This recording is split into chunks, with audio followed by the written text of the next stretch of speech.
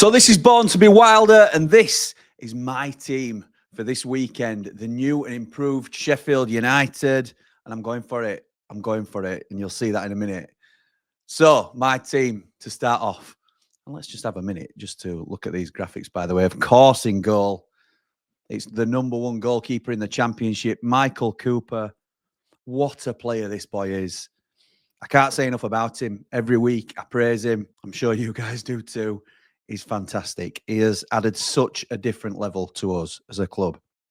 Michael Cooper between the sticks, giving confidence between a fairly new look back line for Sheffield United.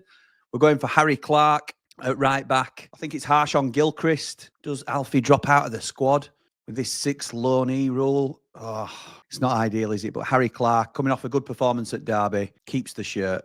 Next to Clark is Anel Ahmedhodzic. We said last time it's been a bit of an up and down season so far for Anel, but hopefully with the changes we're about to make, he'll go from strength to strength. He's not been the same really since losing Harry Souttar alongside him, but now, because he's going to be partnered by Rob Holding, our new signing on loan from Crystal Palace, another loan. Will he be match fit? That's the big question, because he hasn't played men's football for such a long time.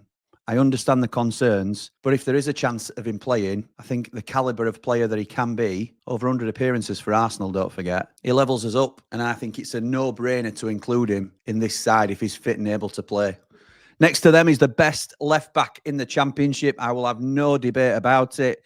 I know there'll be Leeds fans in the chat that think Junior Fopo is the second coming of Roberto Carlos, but this kid, the future Harrison Burrows has, is huge. He's going to be a Premier League player all day long, hopefully, with Sheffield United. In the middle, first up, it's the original destroyer, Vinny Souza. He's back. He was a little bit more mobile in the last game against Derby due to his partner that he was working with that we'll come on to in a minute. And it was different to see him in that sort of role. I'd like him to be a little bit more defence-minded. He just needs to focus on winning the ball recoveries. That's his game, isn't it? That's his game, and he's so good at it. And maybe pass it off to the man next to him, Hamza Chowdhury, one of the best debuts in a Sheffield United shirt of recent memory.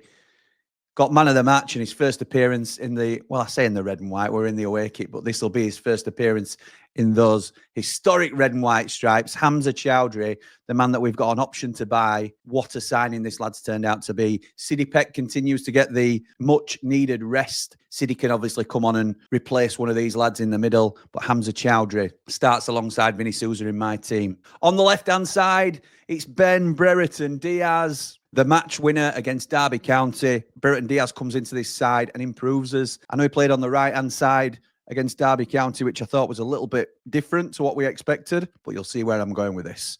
I think he's best suited to a left-hand side role. In the 10, it's that boy Callum O'Hare. I know there's been some calls for a bit of a change here, but it surprises me really because I think he's done really well overall, certainly from the beginning of the season, like we've said previously. So Callum O'Hare, the man who runs probably the most miles on the pitch, more than anybody else. The effort levels are second to none. His engine, he just keeps on going. He leads the press. He makes the opposition uncomfortable. I think he's a real important part of our side. Callum O'Hare starts in the number 10. Returning to the side, this time on the right side of midfield, the right wing, right forward role, because he is good enough to do that. It's the one, the only Gustavo Hamer, the little magician. What an unbelievable player he is.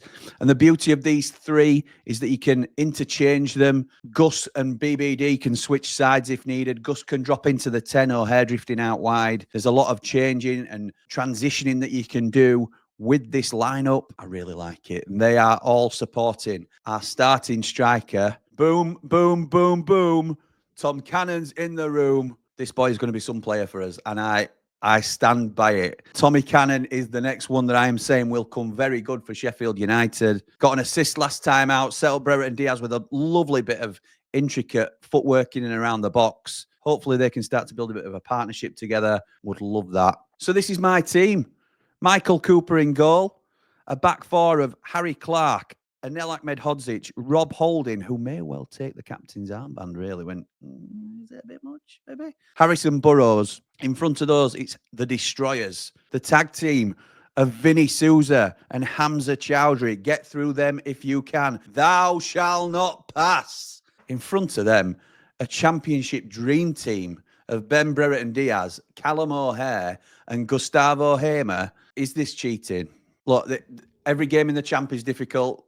I'm certainly not running away with myself, but this looks a real team that we can put out here. Tom Cannon leading the line. I think we've got a real chance here of making a bit of a statement of our own. I'm going 3-0 Blades. Let me know what you think in the comments. Do you agree with my team?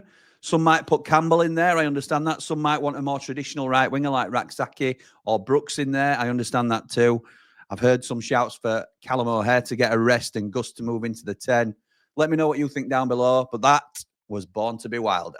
Born to be wild.